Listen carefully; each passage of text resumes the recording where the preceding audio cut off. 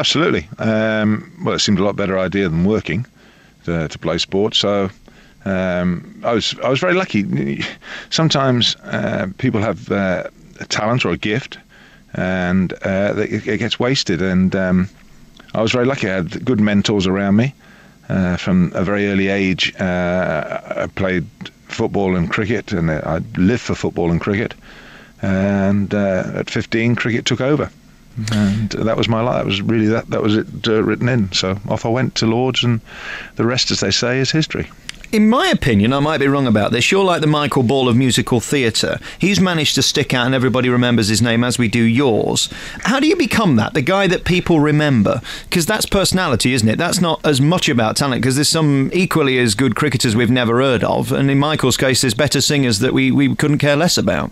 Well, we're both in the entertainment business, and I think that's what it's about. I love playing cricket, and my attitude was, if I'm enjoying it, then hopefully the people who are watching are enjoying it. And that was the way I played the game. I tried to be aggressive. I wanted to win. You learn to accept defeat, but you don't have to enjoy it.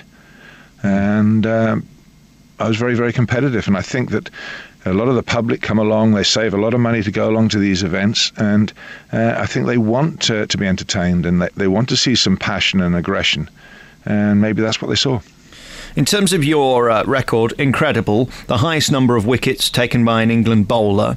Was that your proudest moment? Was that the moment when you thought, I've made it? No, that was the end. That was the end of my career when that's happened. No, that's the very end. For me, the whole point of cricket for me was to play against Australia. I had that from a very young age when I watched Kenny Barrington as a kid playing there, and immediately turned me on the way he walked out there, the British Bulldog. And I've played all the sides in the world, and the greatest side of them all, perhaps the West Indies, well, not perhaps, the West Indian side of the late 70s through to late 80s. They were probably the best teams ever played.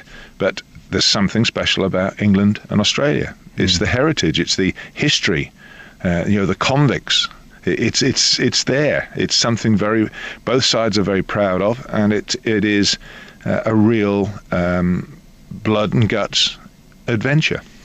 What does it take then to become a great cricketer? Do you need to be an all-rounder? No, you just have to be quite good at what you do. Simple as that. Well, yeah. Great cricketers. Alan Border, batsman, probably one of the best of all. I know nothing about cricket, sport or anything and have even less interest, but what I do know is it's a very dignified sport, and that's what I love about it. Your lot drink Pimm's while sat watching. They're not punching each other in the face. It's not down market like football fans and rugby fans. What's it like in the dressing room? Is it as much fun being a cricketer as it could be being a rugby player or footballer? My experience, I wouldn't know about rugby. You'd need to ask my son about that. But football, my experience is very limited. Cricketers, the great thing about cricket is that a lot of cricketers, when they retire, and you've been in a dressing room from the age of, say, 15 to when you retire, which could be, say, 35, 36, 37, you retire, you know no other life. And then one of the problems is that a lot of guys retire and they don't know what to do. And we have, sadly, there's a lot of alcoholism problems, there's a lot of suicide problems. And luckily, from my point of view, enjoyed the game, but now to work as a commentator in the game, it continues. But I think the dressing room is crucial, and it's adapting to life after the dressing room. It's not what happens while you're there, because when you're there, it's great fun. It's humour, banter, and that's what guys miss. You're so good at the commentary, but it must be a bit frustrating in a way. It can't be as much fun talking about it as it is doing it.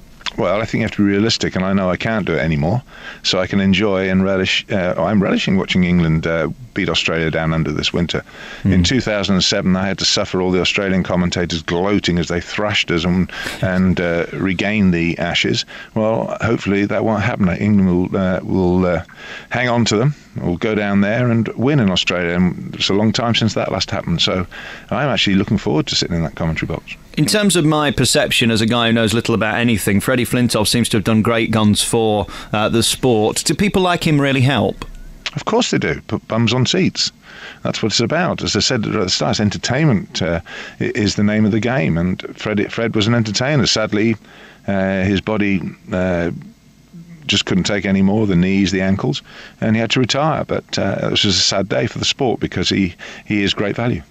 I kind of like the idea of being a cricketer because there seems to be a lot of standing around. How fit do you actually have to be? Oh, I think you might find you'd have to be pretty fit. Oh, that's me out then, is it?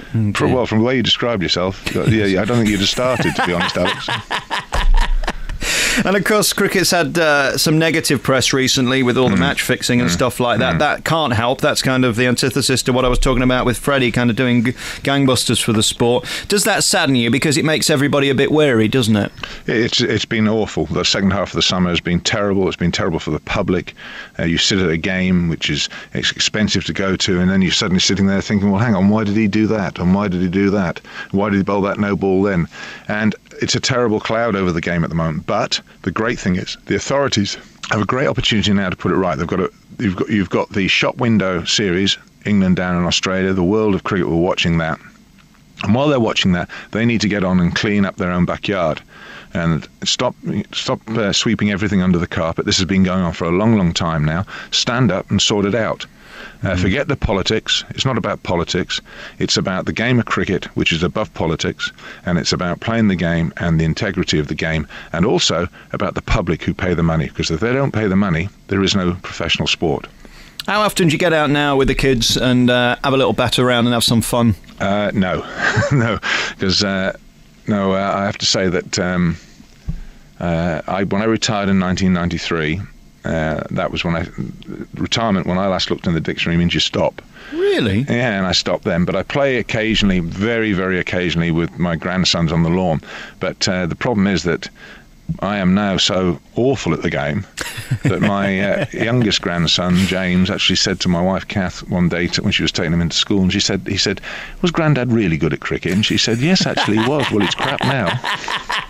Listen, this is ridiculous. I've not asked you one question. I might as well rip these notes up because it's not happening. Will you come on again and do a proper interview with me where I can talk to you in depth? Yeah, sure. I'd love to. Thank you, Sir Ian Botham. Botham's book of the Ashes is out now.